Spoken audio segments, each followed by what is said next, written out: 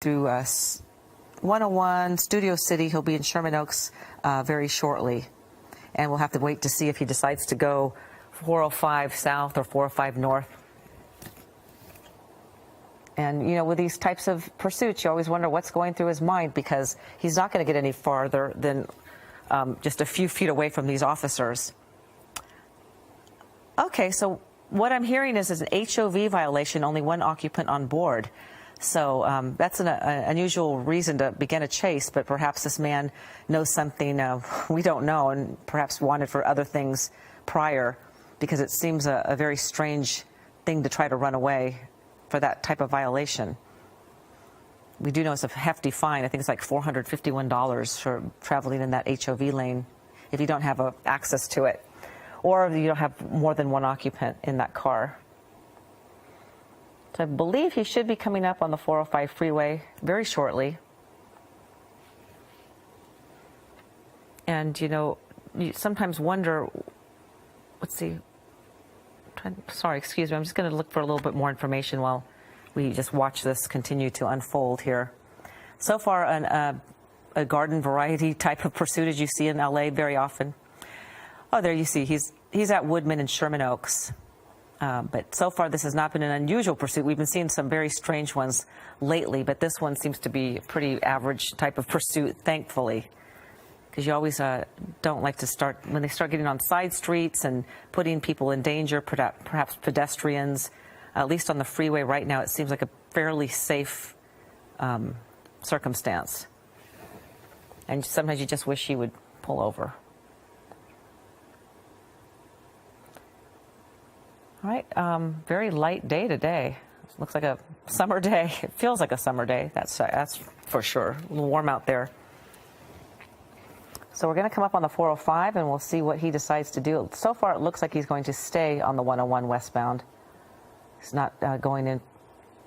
Okay, he's Van Nuys Boulevard, passing that right now. And see those, that's smart of them to go to the side of the road when they see this type of pursuit and they hear the sirens and see the lights. It's probably very smart of them to just pull over, stay as safe as possible. Okay, so now he's going about 60 miles per hour. Now he's slowing down because up here it always slows down at that 405-101 interchange. And he's going to be coming into a little bit more traffic. It always seems a little bit heavier west of the 405 freeway, as you can see right there.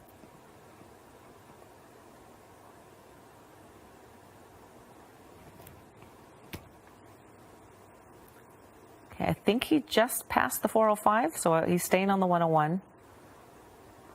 Be going through Encino, Tarzana, and this is where it always slows up. So we'll see what type of driving maneuvers he makes, because he's kind of boxed in there with all that traffic. And you see that CHP officer right behind him, but he, of course, can't do the pit maneuver when he's that close to other cars and other vehicles. But it looks like he might be thinking about it. They're getting awfully close. It looks like they want to do the pit maneuver on him, perhaps. They just have to wait for the right circumstance, the right, wide open freeway, and to make sure nobody else is in harm's way. Certainly going slow enough, and that's a wide open freeway right there. It's remarkable to see that. Right now we only see one CHP officer right behind him. As you can see, that guy's staying right on top of him right there. So all we know right now is that it's a HOV lane violation with one occupant in that car, perhaps a failure to yield, and started on the one westbound, I'm sorry, it was probably the 2 freeway, went on to the 134, and now has made his way on the 101 into the Encino area, west of the 405. Slowing down quite a bit up here. There's the officer trying to make a move, getting to the left of that car. And we'll see what he does now. This will be interesting. Wow, okay. Getting rather, aggressive on this car. Perhaps they want to just end this quickly while they can.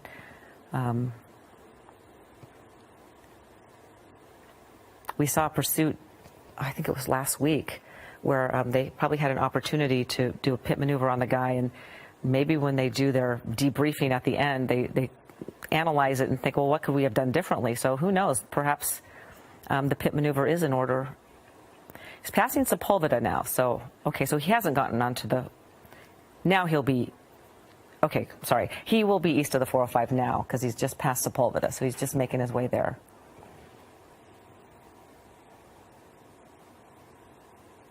And hopefully they're in communication with this man. I don't know if they know who he is. And okay, there we go. Honda, there you can see, like a small SUV.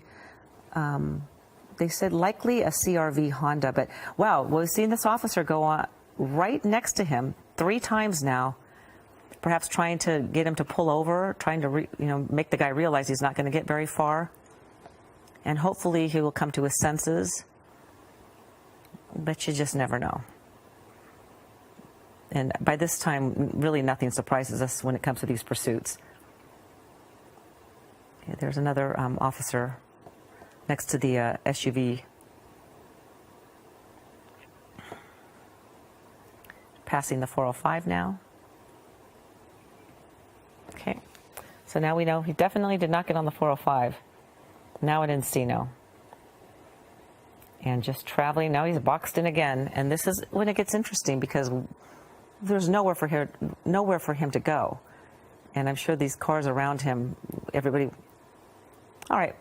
We're going to bring in Bruce Thomas. Of course, he's our law enforcement expert. And Bruce, nice to hear your voice again. And thank you for joining us. Yeah, no problem. Thank you. Yeah, it was interesting because I was just over in the East Valley running some errands, and I saw the helicopters and saw the pursuit and thought, well, let me call in. Oh, well, you know what? We really appreciate it because you always shed some light on some of these pursuits. What do you think of this particular guy? You know, he's stopping and going, and I've seen the CHP officer come up right next to him. What's that tactic? Is it sort of an intimidation thing to get him to stop? Well, one of the things that CHP is trying to do is to gain some information, because my understanding it's just a carpool violation and at this point a failure to yield. Both are low-grade misdemeanors, if that. Yeah, so it makes you wonder if he knows something, you know, we don't know. Okay, here, what is this officer doing now? Just, You know, it looks like CHP may have tried a pit maneuver there. At this point, they don't seem to think it's anything beyond what we know, or they would not be doing those tactics. Oh, okay, that makes sense. So it's interesting. You know, so how much leeway do they have to have, or how much space around their car that they want to perform the pit maneuver on do they need? Well, typically, a freeway is an ideal area like this. You have multiple lanes, you have a center divider to your left, and a railing or something off the other side. However, you do have to worry about ambient traffic. In this case, there's a lot of stop-and-go traffic, so it's not an ideal situation. Yeah. But it may do something if they can get a traffic break up ahead. Okay. This is so interesting to watch because, you know, this officer is literally right next to him seconds ago. Oh, okay, I think he's coming to a stop, Bruce, right in the middle of the freeway, I believe. If we can zoom out, I don't know, relation to, there we go. Yep, right in the middle of the freeway. But at least he has come to a stop. I think he realized he was boxed in and he's not going to get very far. Yeah, you know, it's interesting when you have suspects in a pursuit. They're obviously not in their right mind anyway. They're in that fight or flight type of mode. And in this case, I'm sure there's some contributing factors that are not leading this guy to do this rationally. Wow. Well, yeah, this is an interesting ending, too, because obviously they must have known he's not armed because they walked right up to the car.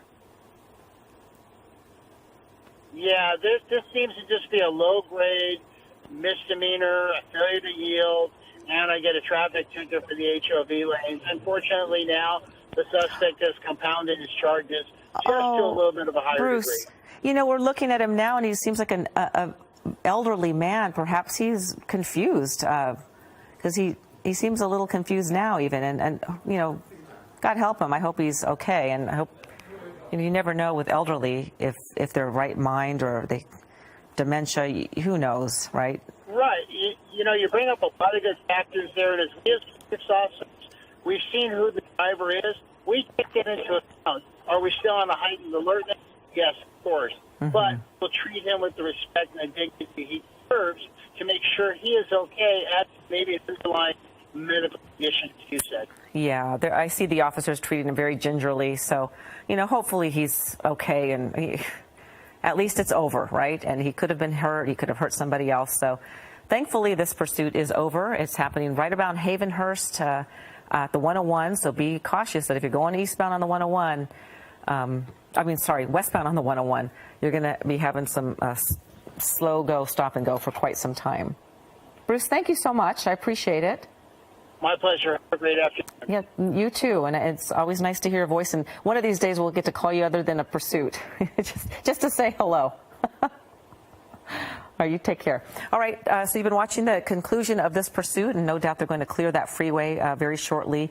One of the officers will drive that car off the freeway. Car is doing fine, so it's not incapacitated, so they'll be able to just clear that freeway. But look at that backup. It's going to be quite a backup on a Wednesday afternoon.